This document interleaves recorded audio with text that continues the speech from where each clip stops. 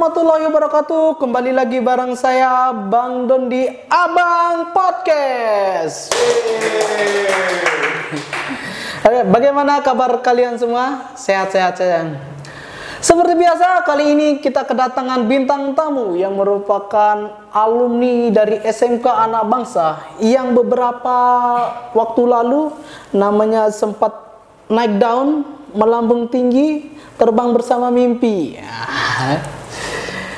Dan beberapa waktu lalu mengikuti ajang pemilihan Putri Mandalika Nusa Tenggara Barat 2024 dan membuat bangga kita semua. Oke, langsung saja sebelum kita mulai berbincang-bincang, kita lihat saja cuplikan kali ini. Check it out.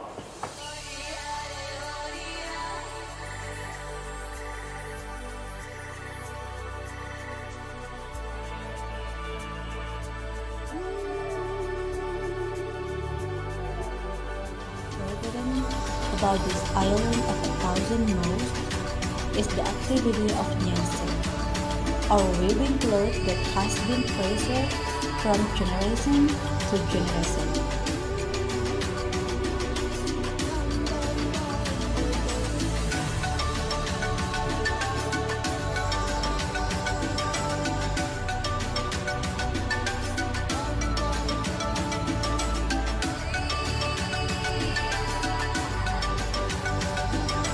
Simple and beautiful residence native to the Sasak tribe called Balitani.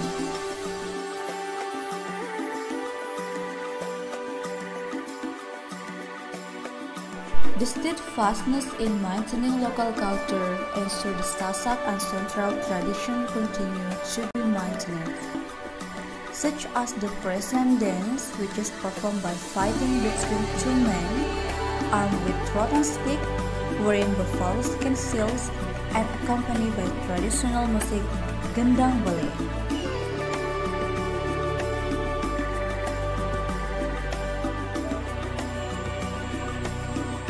After seeing the charm of Endek village, we feel the anger, warmth, and peace of its residents. I want to go back to our house and there. I am Yulispia Maisara, finalist for Miss Mandalika with Nusa Tenggara 2024. Matur Tampiasi.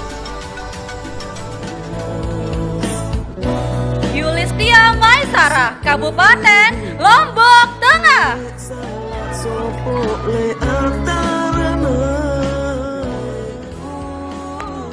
Baik.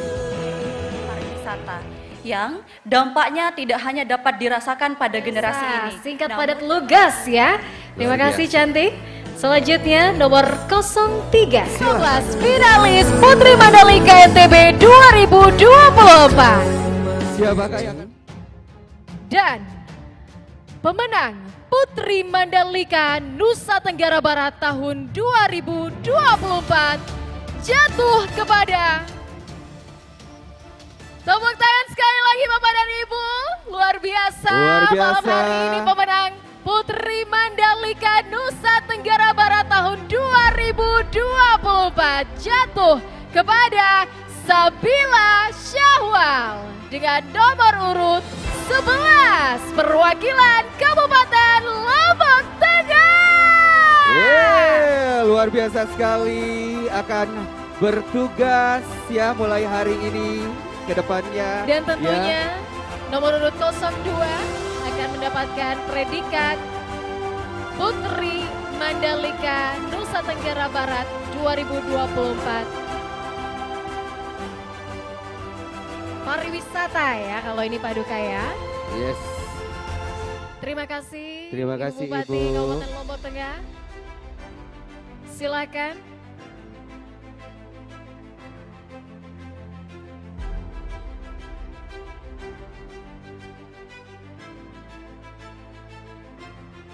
Baiklah, boleh memberikan persembahan langkah pertama sebagai Putri Mandalika NTB 2024. Silakan.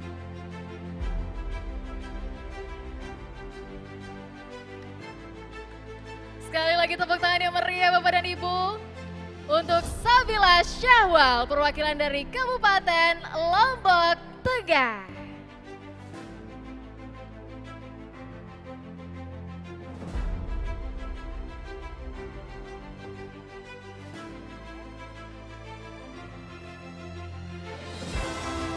Baik, tentu saja ini dia 5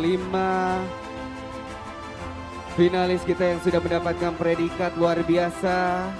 Dan selanjutnya untuk memberikan hadiah, kami persilakan mohon izin untuk perwakilan dari Geskin untuk dapat memberikan hadiah kepada para pemenang kita malam hari ini. Baik, tentu saja seluruh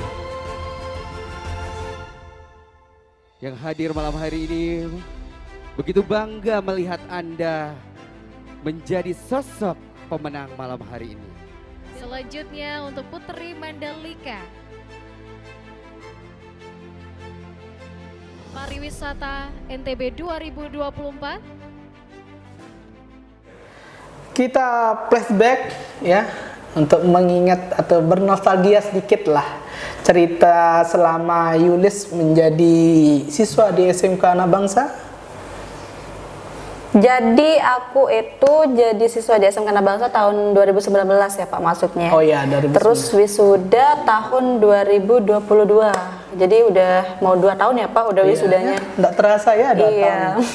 Jadi selama 3 tahun sekolah di SMK Anak Bangsa tuh banyak banget yang aku dapetin. Malah bisa aku bilang aku nggak akan bisa di posisi sekarang kalau nggak masuk SMK Anak Bangsa. Ini jujur Pak, ini jujur bukan kayak yang dilebih-lebihin sama yang dikurang-kurangin. Ini jujur karena selama di SMK Anak Bangsa aku dikasih kesempatan, aku juga dikasih space sama sekolahnya didukung untuk melakukan apapun dari mulai organisasi, dari mulai lomba segala macam. Jadi kita di sini juga dibimbing dengan tentunya fasilitas yang sangat perfect menurut aku ya. Jadi dulu pas jadi siswa aku pernah ikut lomba front office. Di situ aku dikasih 2 pembimbing langsung nih sama sekolah. Aku dikasih 2 pembimbing. Habis itu aku juga sampai dianterin dikasih fasilitas apapun yang aku butuhin. Jadi aku cuma fokus lomba aja. Dan alhamdulillah di situ aku dapat juara 2 lomba front office gitu di Lombok Timur kalau tidak salah.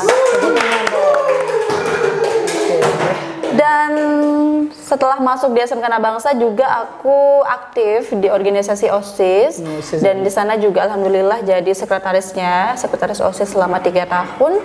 Dan tentunya banyak sekali pengalaman organisasi, belajar kepemimpinan, bagaimana caranya aktif juga di sekolah, begitu menjadi contoh untuk teman-teman yang lain gitu. Di sini juga kita diajarkan hospitality tentunya Pak, keramah tamahan. Dari dulu yang saya nggak bisa senyum dan saya ngerasa kayak senyum judes kayak iya judes kayak aduh nggak penting gimana ya.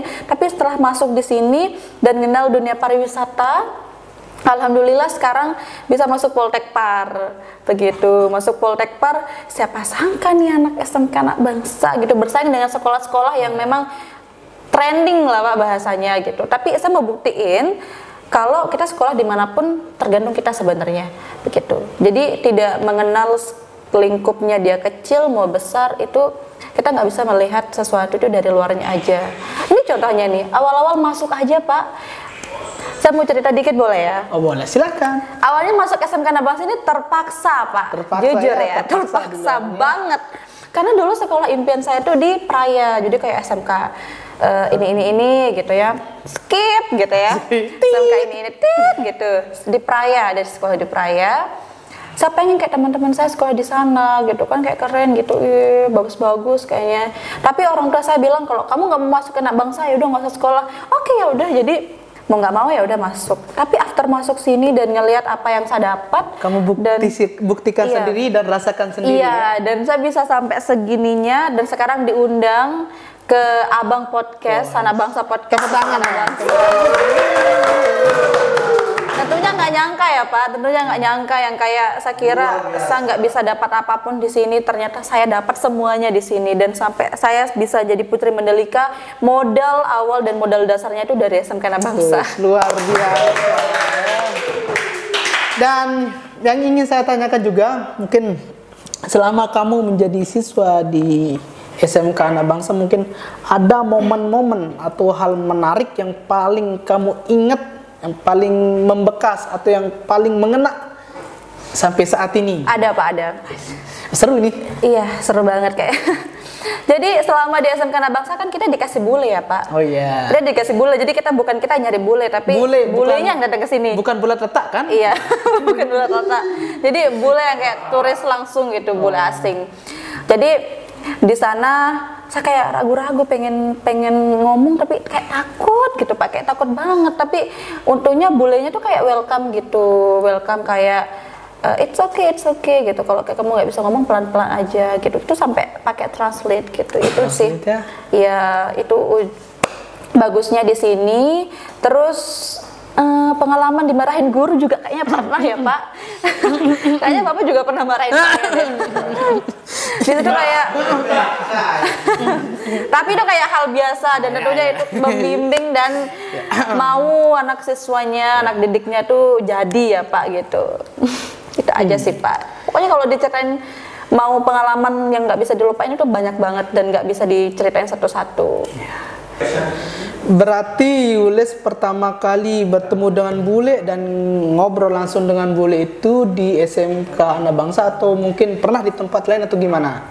Sebenarnya kalau ngeliat bule itu udah sering di jalan gitu ya Pak, kita panggil halo mister gitu. Tapi yang kayak bisa ngobrol lama itu ya di SMK Anak Bangsa, karena kan bulenya tuh stay setiap hari di sini begitu. Jadi kapanpun kita mau praktik bisa kita ngomong sama beliau-beliau, sama mereka begitu. Dan mereka juga welcome sama kita, kayak mengajarkan. Kan sempat juga kayak kita dikasih kelas khusus yang emang bulenya ngajar langsung. Iya. Secara langsung. Iya, walaupun kita kayak gitu. Walaupun kita ini gitu. Iya. Tapi seru banget kita bisa kayak langsung ketemu dan ngomong langsung ngomong secara langsung ya, tatap muka lah bahasanya.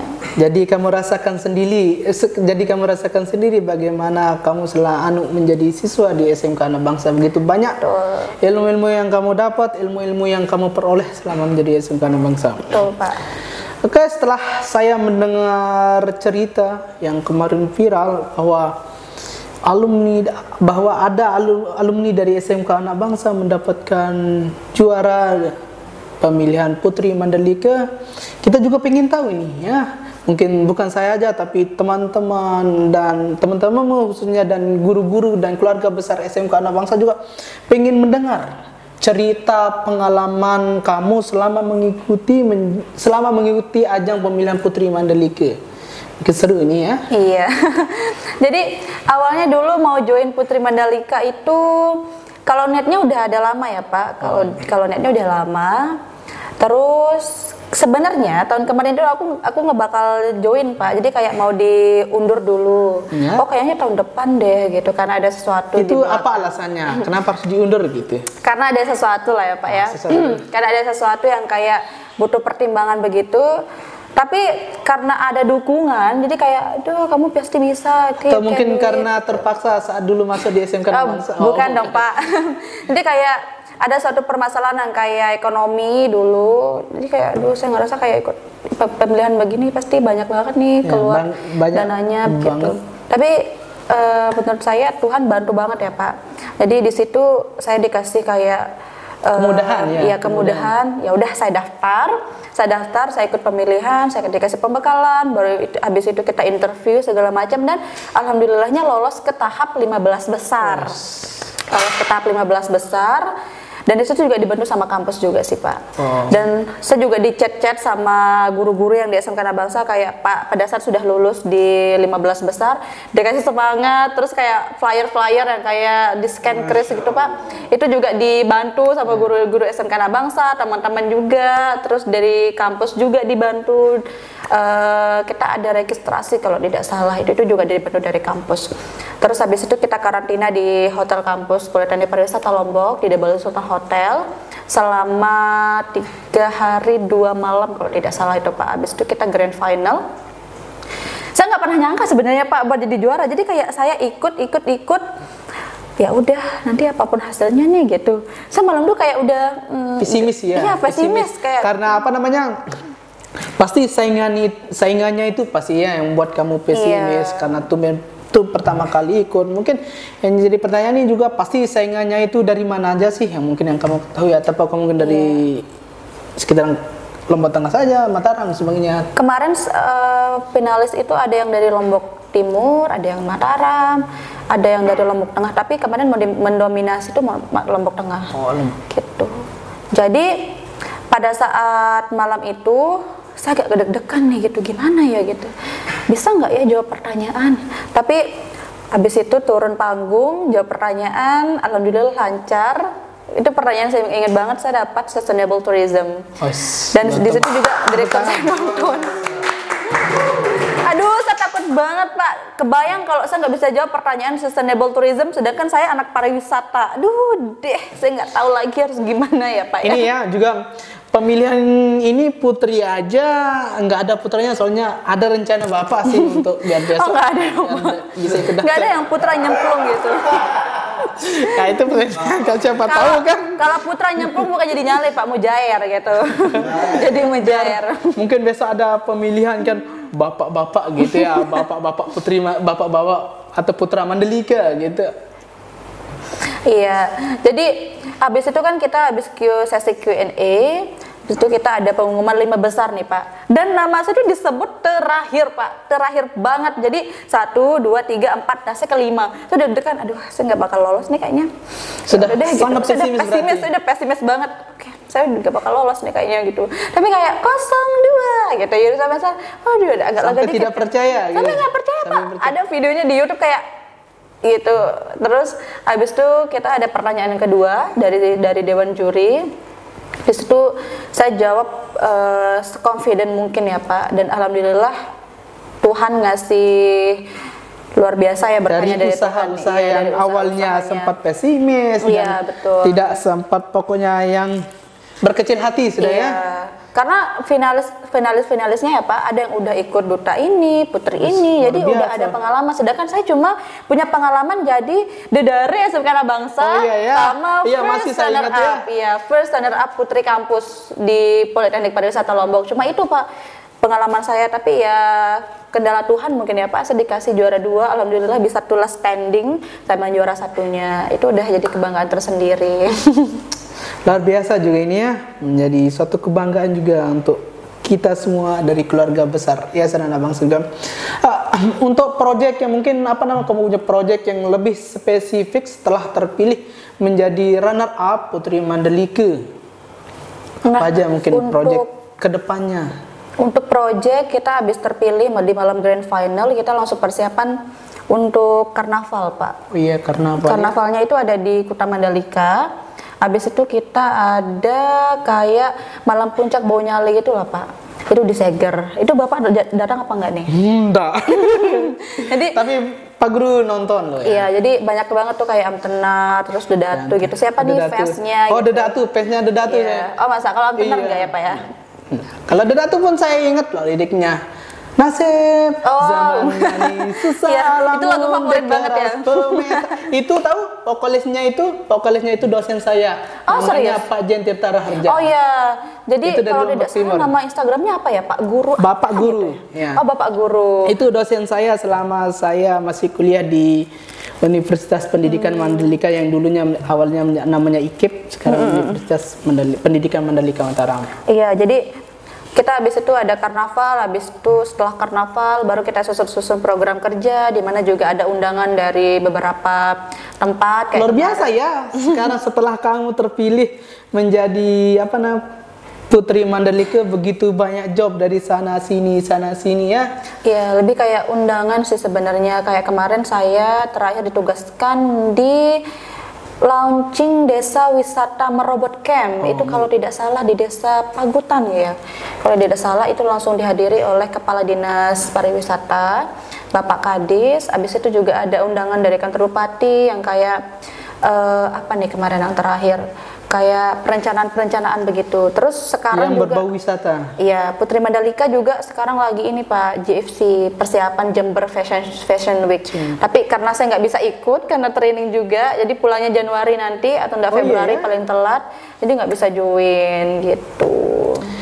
Oh ya, ini juga ya, mungkin pencapaian saat ini yang syuting tadi itu apakah efek jadi pemenang dari Putri Mandalika? Apakah kamu rasakan seperti itu atau gimana? Iya, jadi setelah terpilih tentunya kita lebih banyak ya punya relasi, Pak. Oh, yes. Begitu. Tapi bukan cuma gara-gara terpilih jadi Putri Mandalika aja, di situ kan kita juga punya personal branding tentunya. Tapi ya ini selempang yang gak mudah didapatkan ini membantu saya untuk menaikkan personal branding tentunya. Training ke luar negeri, apakah program untuk semua mahasiswa atau untuk mahasiswa yang berprestasi saja atau gimana? Iya, jadi di Poltekpar itu bukan cuma untuk yang berprestasi aja, Pak. Jadi semua mahasiswa punya kesempatan yang sama gitu. Jadi didata dulu berapa yang akan interview di hotel ini, berapa yang mau keluar negeri, berapa juga yang mau di luar kota begitu. Jadi setelah punya datanya langsung ditaruh di tempat-tempat yang memang sudah punya kerjasama gitu sama Poltekpar juga. Iya. Habis itu baru pelaksanaan interview. Misalkan dari hotelnya udah konfirmasi segini yang lolos, segini yang enggak gitu. Terus dari kampus ya udah diumumin. Jadi semua punya kesempatan yang sama. Kan ini seperti yang disampaikan sama Yulis tadi, kan trainingnya itu kan di Malaysia. Saya mungkin bisa karena Bapak juga bisa bahasa Upin Ipin. Iya kok. Enggak gitu juga, Pak. Tanah ayam boleng. Begitu. Modal bahasa Malaysia juga bisa sih, Pak, tapi lebih ke modal bahasa Inggris juga nih gitu. Karena kan kita kayak cerita teman-teman di sana itu bukan cuma kita ketemu sama orang Malaysia aja, tapi di sana juga ada orang Bangladesh, India, intinya dari mancanegara gitu. Jadi kayak gimana gitu kalau kayak nggak punya basic bahasa Inggris. Luar biasa jadinya ya. Kamu mendapatkan pencapaian yang menurut Pak Guru tidak semua orang bisa itu. Yang alhamdulillah sampai sejauh ini kamu sudah membuktikan yang dari awalnya pesimis, yang awalnya tidak bisa menjadi bisa dan sebagainya, itu juga berkat kerja keras dari kamu. Mungkin Kak Yulis saya panggil Kak ya. Mungkin Kak Yulis punya pesan untuk adik-adiknya, terutama yang ada di SMK Anak Bangsa, atau motivasi untuk mereka. Kalau bilang adik-adik mungkin agak lucu gitu ya, karena aku juga masih 19 jadi seumuran ya, seumuran beda 20 tahun ya. Seumurannya. Iya, jadi untuk seluruh teman-teman aku di SMK Anak Bangsa yang masih kelas 1 atau 2 dan 3, atau mungkin yang udah lulus, jangan lupa belajar, tentunya jangan cepat puas sama apapun pencapaian kita, karena masih banyak lagi yang belum kita coba, masih banyak lagi yang belum kita tahu di luar sana. Karena untuk bersaing sama orang-orang itu nggak mudah. Jadi khususnya bahasa Inggris ya, Pak, karena di sini juga pariwisata gitu. Karena prinsip yang selalu saya tekanin di hidup saya, kalau saya mau pasti saya bisa dapetin begitu, because if you want it, please you can do it. Oke, luar biasa. Oke, itulah cerita dari Yulis, sudah kita sama-sama dengarkan. Semoga kedepannya SMK Anak Bangsa melahirkan Yulis-Yulis selanjutnya. Ya, Pak Guru doakan juga semoga Yulistia Maesarah go internasional. Thank you, amin. Oke, sekali lagi Pak Guru ucapkan terima kasih Matur nampiasi sudah berkunjung di Abang Podcast. Dan jangan lupa like, comment, and subscribe. Wabillahi taufiq wal hidayah. Wassalamualaikum warahmatullahi wabarakatuh. Bye.